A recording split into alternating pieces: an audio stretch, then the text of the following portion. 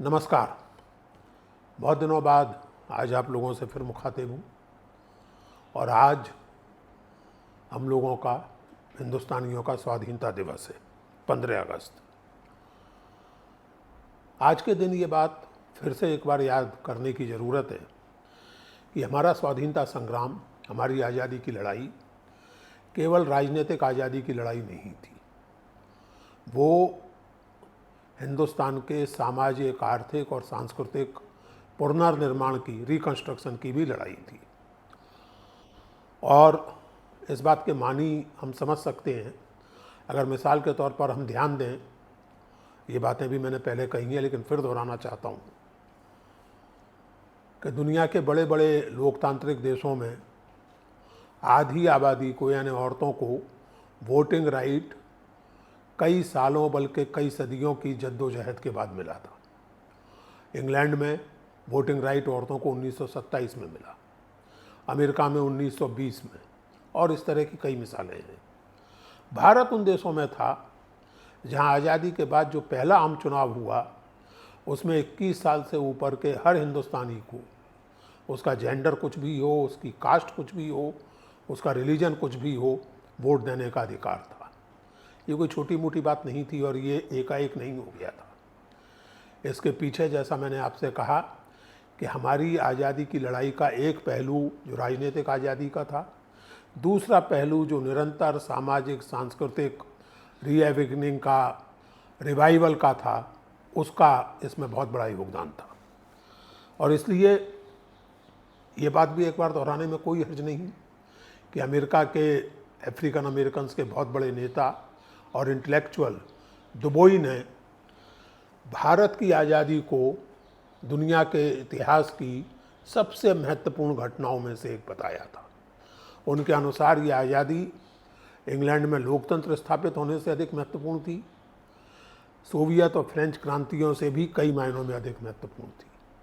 कारण ये कि एक तो इसने एक, जैसा मैंने आपसे कहा, कि एक इतने बड़े और डाइवर्सिटी से भरे हुए समाज और दुनिया भर की चुनौतियों से झेल रहे समाज को एक संकल्प दिया था अपना खुद का रिवाइवल करने का, पुनर्निर्माण करने का।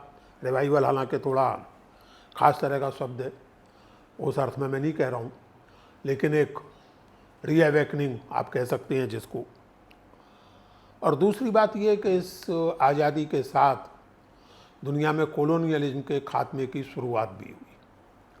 हमें सचमुच अपनी आज़ादी पर, आज़ादी की उस लड़ाई पर फ़ख्र करना चाहिए। समस्याएं थीं, आज़ादी के साथ ही समस्याएं आई थीं, उसके पहले भी थी।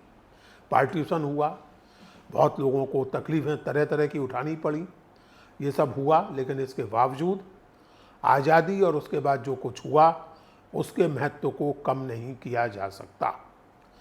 इसलिए ये देखने में बहुत अजीब लगता है, कई बार हंसी आती है, कई बार दुख होता है कि इस देश में बहुत सारे लोग हैं। जैसे अभी पिछले दिनों एक सांसद महोदया ने कहा, और वो पहले भी कहती रही हैं, और ऐसे बहुत से लोग हैं, मीडिया में लोग कहते रहे हैं कि असली आज़ादी तो जो 2014 के बाद आई है। मोदी जी जब पीएम बने तब हिंदुस्तान को असली आज़ादी मिली।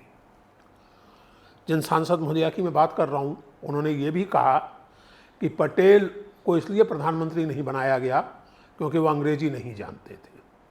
असल में दोस्तों, जैसा मैं कई बार कह चुका हूँ, हम एक अजीब समय में जी रहे हैं, और वो अजीब समय ऐसा है कि जिसमें इग्नोरेंस पर अब कोई शर्माता नहीं है, बेवकूफ़ी पर किसी को अपने आप पर अफसोस नहीं होता, बल्कि लोग इस पर फ़ख्र करते हैं, गर्व करते हैं। अब इन मोहतरमा को कौन बताए कि पटेल खासी अंग्रेजी जानते थे, वकील थे, इंग्लैंड से ही बार एटला होके आए थे। एनीवे, तो 2014 में असली आज़ादी आई है। मैं इसमें ज़्यादा नहीं जाना चाहता, केवल एक बात याद दिलाना चाहता हूँ ऐसे महानुभावों को।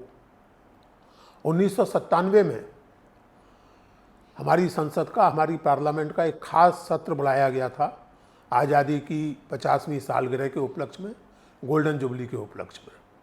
उसमें तमाम पार्टियों के लोगों ने अपनी अपनी बातें कहीं।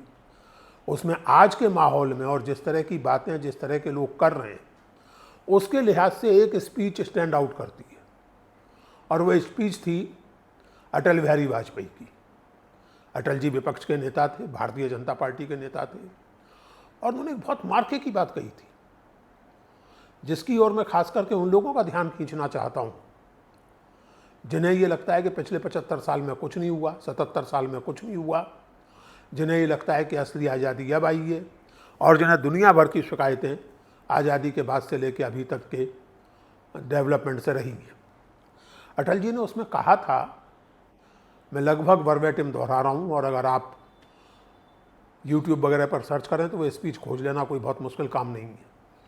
अटल जी ने उसमें कहा था कि मैं उन लोगों में से नहीं हूँ जो ये कहें कि पिछले 50 साल में कुछ नहीं हुआ, क्योंकि ऐसा कहना देश के पुरुषार्थ का अपमान होगा।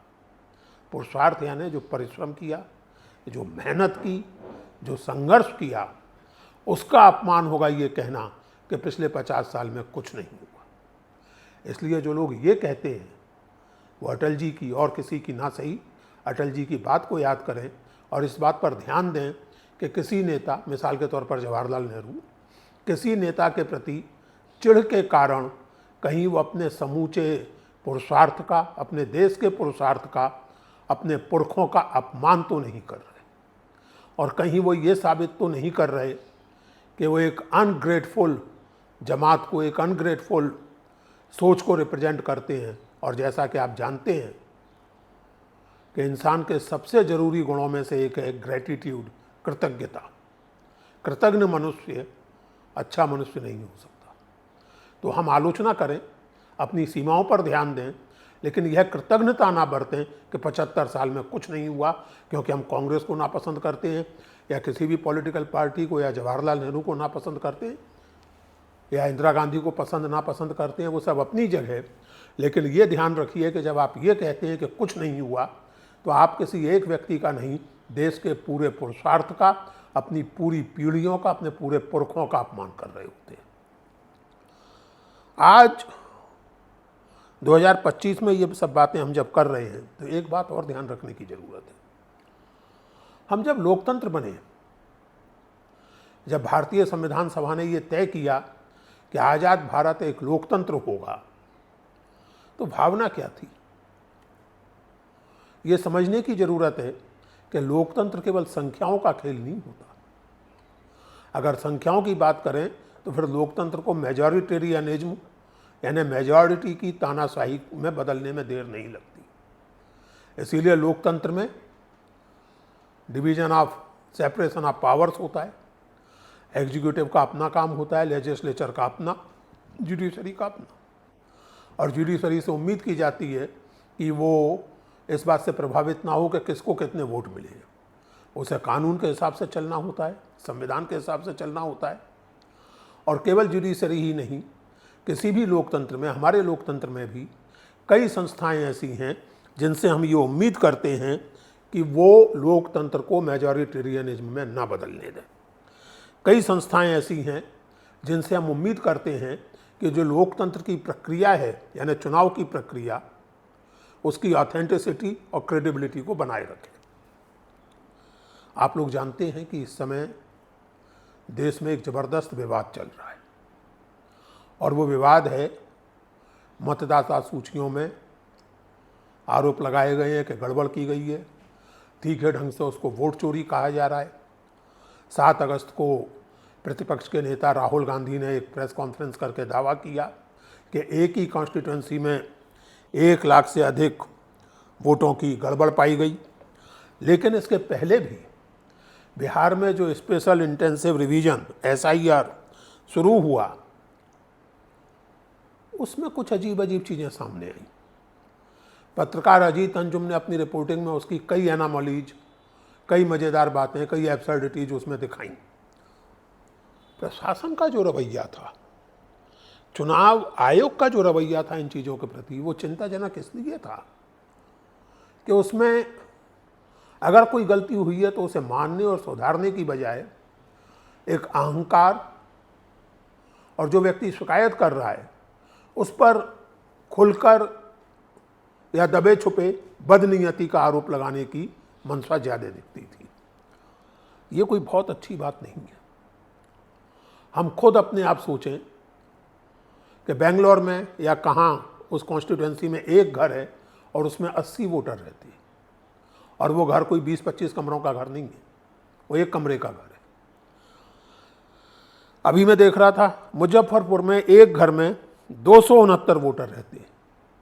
मुजफ्फरपुर से ही रिपोर्ट्स हैं, सही हो सकती हैं, गलत हो सकती हैं, कि रोहतास जिले में वोटरों के नाम और उनके पते की आगे ... लिखा हुआ है।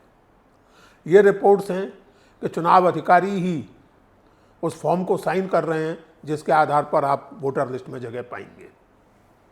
अब इस स्पेशल इंटेंसिव रिवीजन का समय, चुनाव के ठीक पहले, इस स्पेशल इंटेंसिव रिवीजन के करने का ढंग, और जब पत्रकारों ने या टिप्पणीकारों ने इस पर आपत्ति की तो उसके प्रति जो रवैया है वो सचमुच चिंताजनक है। सवाल ये नहीं है कि टेक्निकलिटीज क्या हैं। अब जैसे एक बात कही गई कि साहब राहुल गांधी जो हैं वो हलफनामा क्यों नहीं देते, तो आपने भी सुना होगा, मैंने भी सुना है, पूर्व मुख्य चुनाव आयुक्त ओपी रावत ने और चुनाव आयुक्त अशोक लावासा ने ये बात कही है कि वो नियम यहाँ लागू ही नहीं होता। हलफनामे की बात तब आती है जब रिवीजन के दौरान आपका नाम हट गया हो और आप दावा करें या किसी और के बारे में आप दावा करें। रावत जी ने एक बहुत अच्छी बात कही, चीफ इलेक्शन कमिश्नर रहे हैं वो भारत के। उन्होंने कहा कि असल में होना ये चाहिए कि जब एक महत्वपूर्ण पब्लिक फिगर, एक पार्टी का नेता, और इस केस में तो नेता प्रतिपक्ष, अगर कोई आरोप लगा रहे हैं, कोई शिकायत कर रहे हैं, तो ये जरूरी है कि चुनाव आयोग उसको गंभीरता से लेकर उसमें करेक्टिव कार्रवाई करे। अब यहाँ बहुत सारे तर्क दिए गए हैं। ये कहा गया कि साहब कांग्रेस के राज में भी ऐसा होता रहा है। मैं मान लेता हूँ कि होता रहा है। तब कांग्रेस का नेता हो या किसी और पार्टी का नेता हो या कोई पत्रकार हो, अगर आज एक रेक्टिफिकेशन की बात की जा रही है, कुछ सुधार करने की बात की जा रही है, तो इसे पार्टी पॉलिटिकल इशू बनाने की ज़रूरत क्या है? आप कहिए कि हाँ सारी जो गलतियां हुई उनको हम आज से ठीक करेंगे। दूसरी जो बात समझ में नहीं आ रही है लोगों को कि चुनाव आयोग की ओर से उतने ताबड़तोड़ जवाब नहीं आ रहे जितने शासक दल की ओर से आ रहे हैं। चुनाव आयोग एक संवैधानिक संस्था है, खुद मुख्तार संस्था है। उसका जो व्यवहार है, आपसे रिकॉर्ड मांगा जाता है, आप आज के ज़माने में 7 फुट का ढेर बने कागजों का इतने कागज भेज देते हैं बजाय इलेक्ट्रॉनिक ढंग से उनको भेजने के। कहीं कुछ गड़बड़ तो है, या कहीं कुछ छुपाने जैसा तो लगता है। अंग्रेजी में एक कहावत है कि सीजर की पत्नी को न केवल पवित्र होना चाहिए, उसे पवित्र दिखना भी चाहिए। Seizures wife must be above all suspicion. मेरी चिंता ये नहीं है कि असल में क्या है क्या नहीं है, मेरी चिंता ये सस्पिशन है और चुनाव आयोग का खुद का ऐसा व्यवहार जो इस सस्पिशन को बढ़ावा देता है। अगर हम अपनी चुनाव प्रणाली की प्रामाणिकता और ट्रांसपेरेंसी को नहीं बनाए रख सकते तो फिर हम केवल कहने को लोकतंत्र रह जाएंगे और हम एक अजीब तरह के मेजॉरिटेरियन तंत्र में बदल जाएंगे। मैं सभी राजनेताओं से, सभी राजनीतिक कार्यकर्ताओं से और हम सब नागरिक सबसे मैं अपील करता हूँ, निवेदन करता हूँ आप सबसे एक सामान्य हिंदुस्तानी नागरिक की तरह कि ऐसा ना होने दें। हमारे लोकतंत्र का जो आधार है उस चुनाव प्रक्रिया की प्रामाणिकता को बनाए रखने के लिए अपनी आवाज़ उठाएं। इसी के साथ एक बार फिर से स्वाधीनता दिवस की बधाई। हम उम्मीद करें कि हमारा लोकतंत्र और मजबूत हो और हम अपने राजनीतिक स्वाधीनता के साथ साथ अपने आर्थिक सामाजिक पुनर्निर्माण के काम में लगे रहें। धन्यवाद दोस्तों, जय हिंद।